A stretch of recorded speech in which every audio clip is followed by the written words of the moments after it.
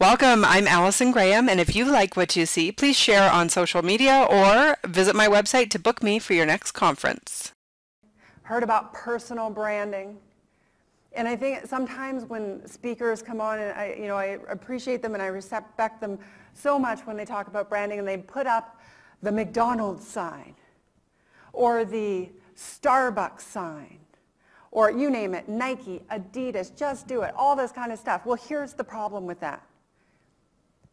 Your businesses, I'm going to guess, correct me if I'm wrong, do not have a multi-million-dollar branding campaign set up for 2015 fiscal. Correct? Those brands have hundreds of people and millions of dollars and years of reinforcing their brand promise and then hiring people who will actually try to sometimes reinforce that brand at the human level when you walk into their store. We do not have that luxury. I've got several brand mishaps that I personally have done and that I watch other people do. And I love to people watch. Who is a people watcher? And we all are travelers, most of us for our world, have voice, will travel, airplane, happy to be on it. And not everybody is like us, by the way. But there are other people who are in the airport. And just on my way here, there was a lady sitting beside me in the gate.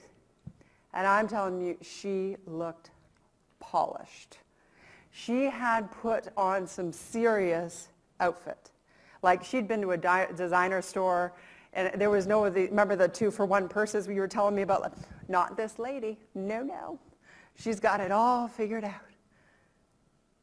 And then she starts eating, or was she drinking? I don't know what happened. But all of a sudden, I started to see lemon seeds flung out on the floor, one after another. Yes, I know! I took a picture of it and I tweeted it out, not her face, just the collection of seeds on the ground in front of me.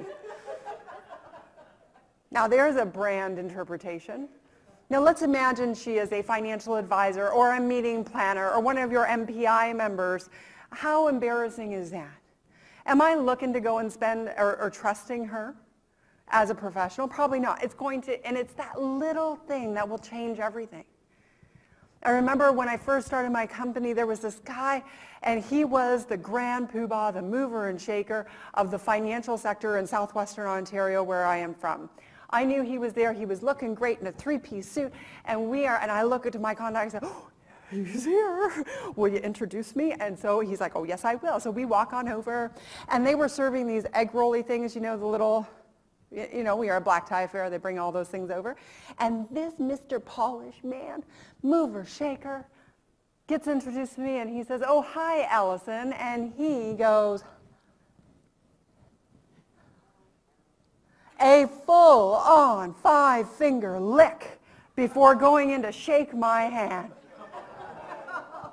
Now, while I appreciated he wanted to clean up the grease from the egg rollies he had, that was horrible. And then I started to notice that finger licking is actually happening everywhere. There are finger lickers in this room, I guarantee you.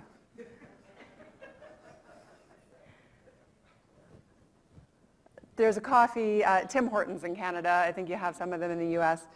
And there's this drive-through where you go through. It's very awkward. There are like 3 different ways to come in, and you're pulling out at the same time, and the parking, it's just a disaster. I don't know who designed it. Very poorly designed. So there one morning, I've got the sunroof open, and the sun is shining, and I'm in a fantastic mood. And there I am, and I am car dancing, waiting my turn. Anybody else a car dancer?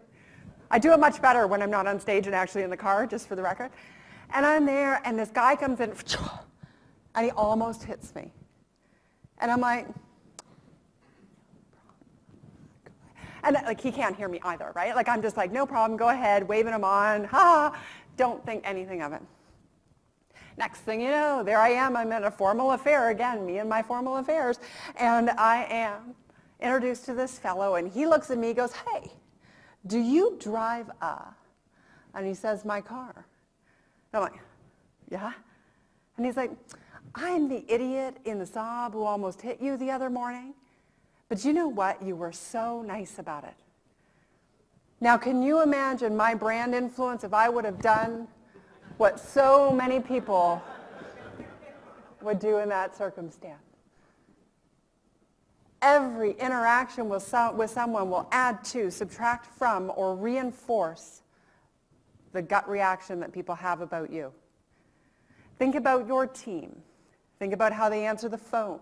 Think about how they deal with problems on site. Is that or a good, positive, or is it negative? Are we creating a mini bond and enough of a connection to move on so that we can eventually get us over here?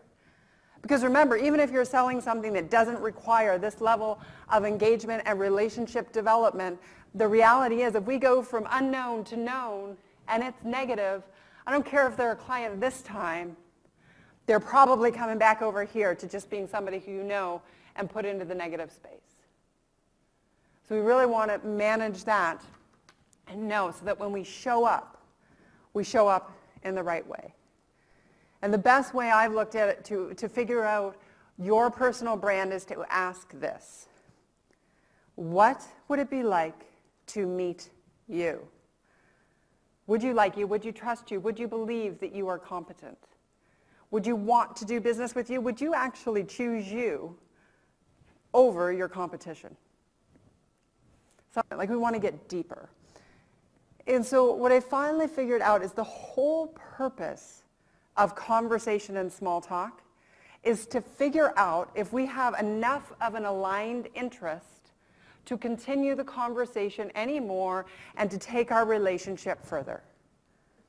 That's all we're trying to do, is just identify if there's a way that we could serve somebody or they could serve us in a very authentic way. So when we're speaking up, not all about them, not all about me, it's about finding the we.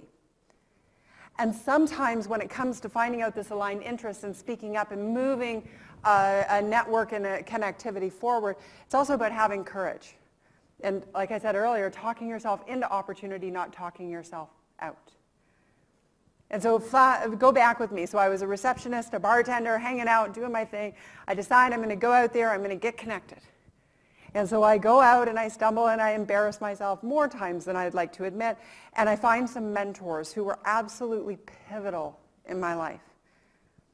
And so I started to get connected. And in 1 year, I ended up going to 241 events. Do not do that. And I said, David, is it true? Is Carol leaving the column? And he says, why? Do you want to take it over?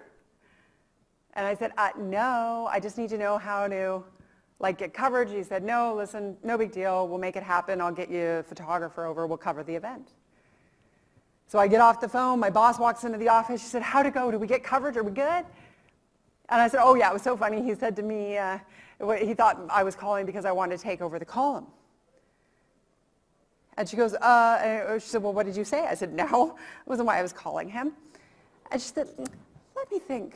Were you not the one who told me that when opportunity presented itself, you were going to talk yourself in, not talk yourself out? And I'm like, oh yeah, why? Was that an opportunity? She's like, you think? Call him back. And so I did. 10 minutes later, called the guy back. I said, David, yes, I do. He said, yes, you want to what?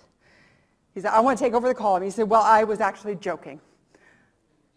But he said, you've got the personality for it. I know you're out there a lot. But he said, can you write? Of course I can write. I have just written an email. He said, well, you know what, I'll put in a good word for you, but you're on your own for this one. You should call the editor-in-chief. And I did. I hung up the phone with him, and I did not think about it. I actually picked up the phone. I called Paul Burton. I said, Paul, it's Allison Graham calling. Listen, we haven't had a chance to meet yet, but I understand Carol's leaving the column. I'm more than happy to take it over for her. I tell you what, I am looking at the calendar right now. I think this week, a little bit tight to make it happen, but for next Friday, we can make it happen. So when I go home tonight, I am going to write you a column, and I'm going to send it to your email. Keep an eye on your inbox, and I look forward to hearing from you. Again, my name is Allison Graham, 519-851-9275. Click. 2 weeks he took to call me back. Anyway, 5 months later, 7 per 10 columns later, I got the job. But what should I have done in that 10 minutes? I should have talked myself out of it. not realizing hundreds of people would have wanted the job, and that, you know, it was a lot of deal, like it was a big deal at the time. But I committed to talking myself in. Now, here was the real catch with that. Because making the phone call and going home that night and writing my very first column, which I had to stay up all night for to make it actually happen, because you know how hard writing actually is beyond an email, is that I followed through on it. Which brings us back to the point, we've now shown up, we've spoken up, we've talked to the right people, and now we need to follow up.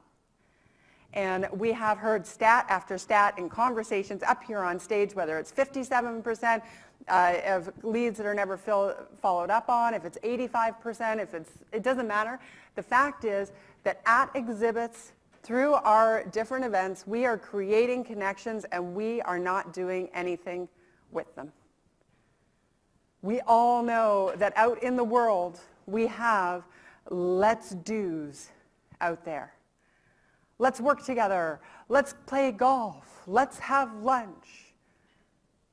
If you do not intend to spend 6 hours with someone chasing a little white golf ball around greenery, do not ever utter the words, let's play golf. Because what does it do?